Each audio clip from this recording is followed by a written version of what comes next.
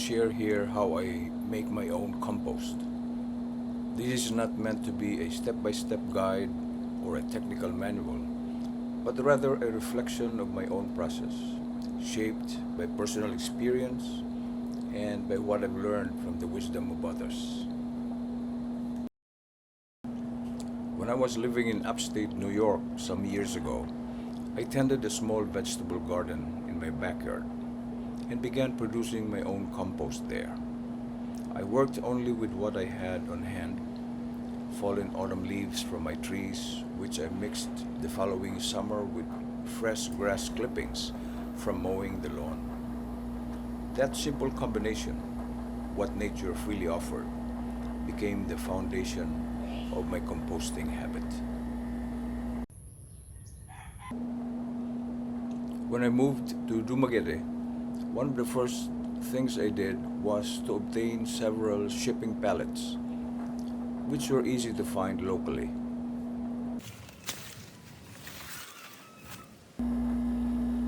I repurposed these pallets to build a simple compost bin, a practical frame to contain the materials as they broke down.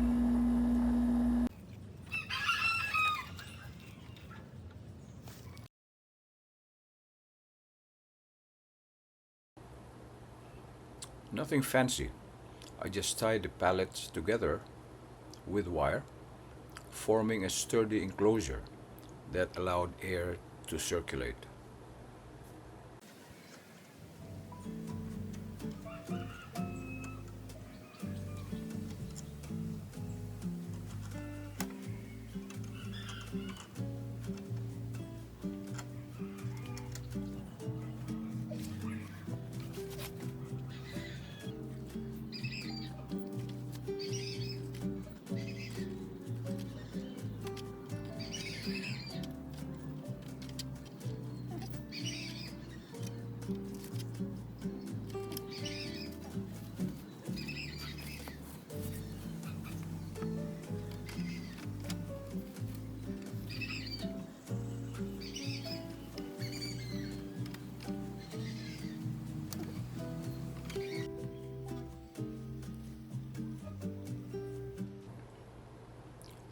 My method of composting follows the classic principle of layering green and brown materials, two essential building blocks of good compost.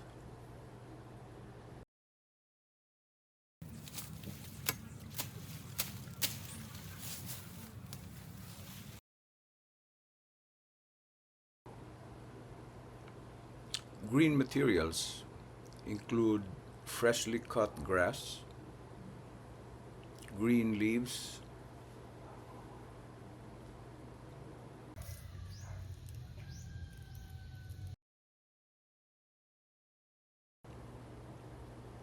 kitchen scraps, and animal manure.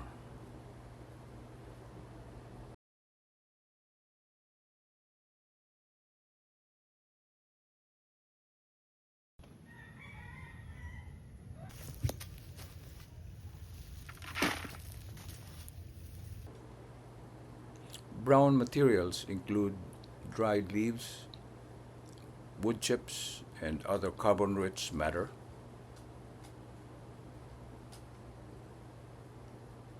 and even brown cardboard, as long as it's free of plastic tape or metal staples.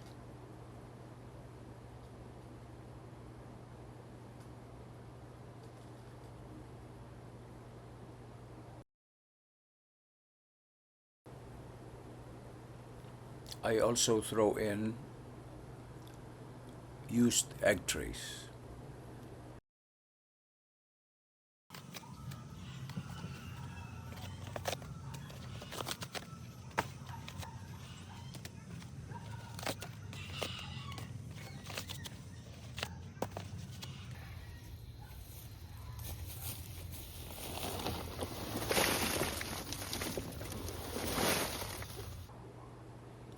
By alternating these layers, I create the right balance of nitrogen and carbon, the natural chemistry that fuels the composting process.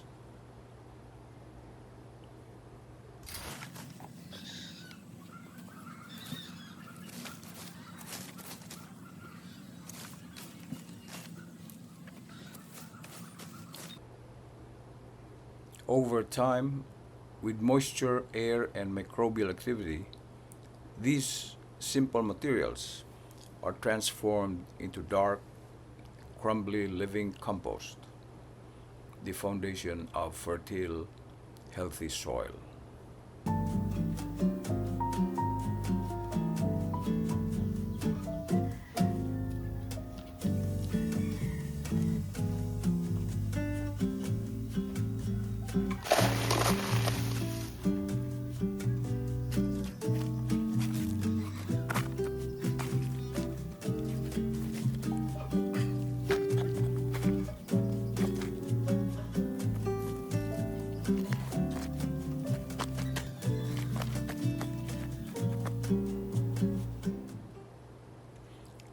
I sprinkle the pile lightly with water to keep it evenly moist. Never too wet, never too dry, just damp enough to sustain microbial activity.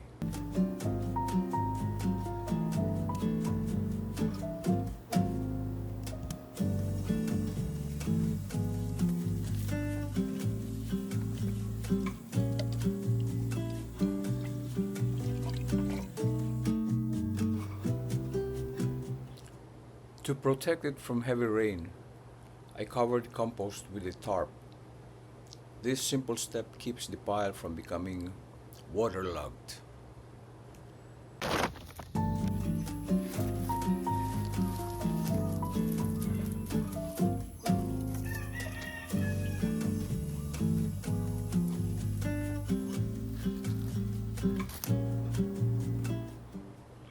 Once the initial layers are in place, the real work begins.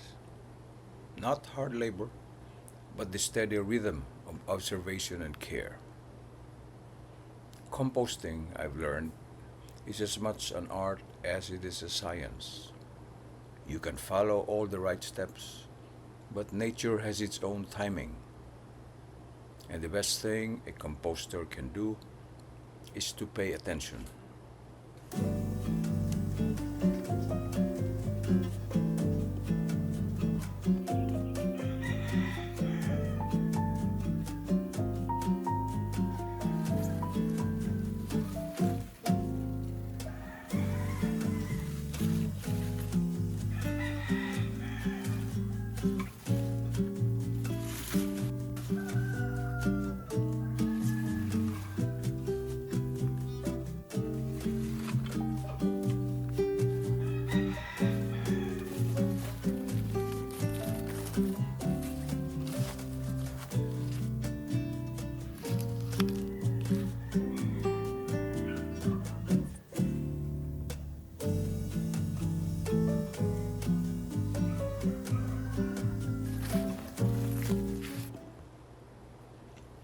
I turn the compost pile periodically to introduce fresh air, since the process is aerobic and depends on oxygen for proper decomposition.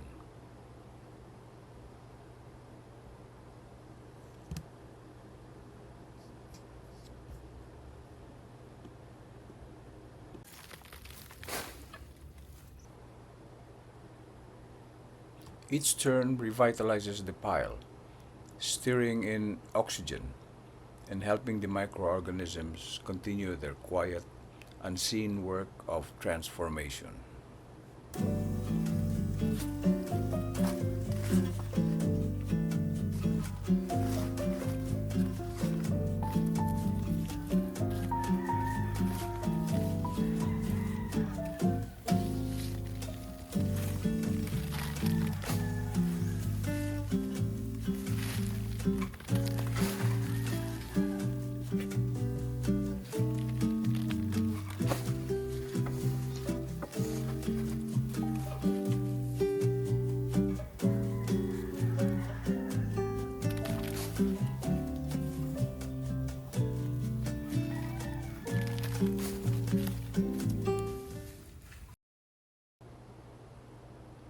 I've also learned patience.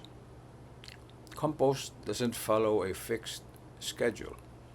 It matures at its own pace, depending on the materials, the weather, and the care it receives. After several months, when the pile cools down and the materials have darkened into a crumbly, earthy smelling mix, I know it's ready.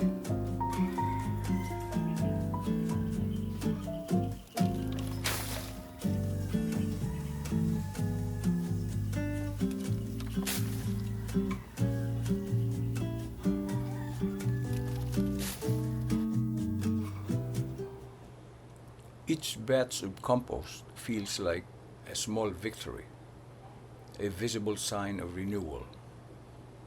It reminds me that farming is not just about growing crops, but about nurturing life below the surface, where unseen communities sustain everything above.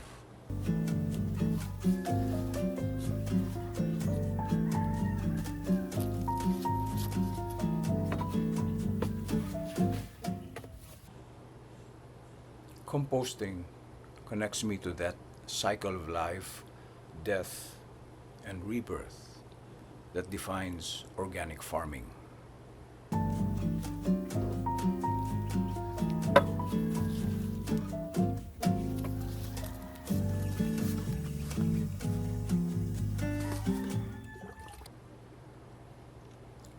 As I look ahead to establishing my organic farm, I know that compost will always be at the heart of everything I do. It is more than a soil amendment. It is a symbol of renewal and of working in harmony with nature. Each pile I build is a quiet promise to care for the land, to give back what I take, and to let life regenerate itself in its own time.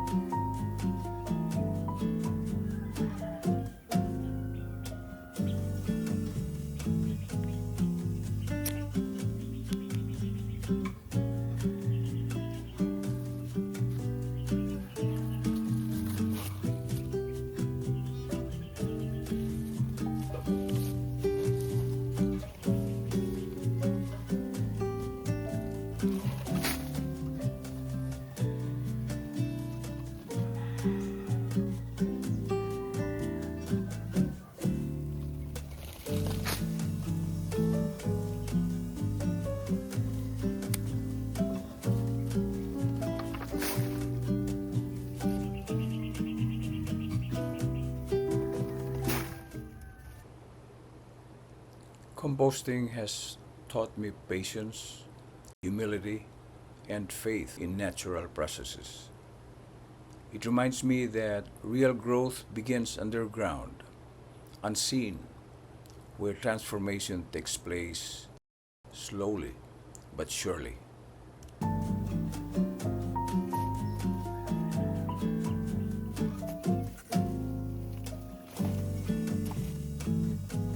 In that sense, every shovelful of compost carries a lesson that good farming starts not with chemicals or machines, but with respect for the living soil.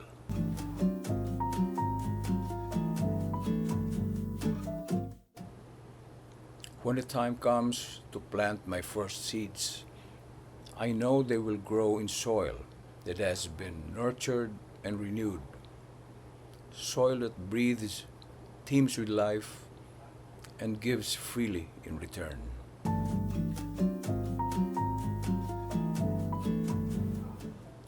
This is the foundation on which I wish to build my farm, a place where productivity and stewardship go hand in hand, where the soil is not exploited but cared for, and where every harvest begins with gratitude for the life beneath our feet.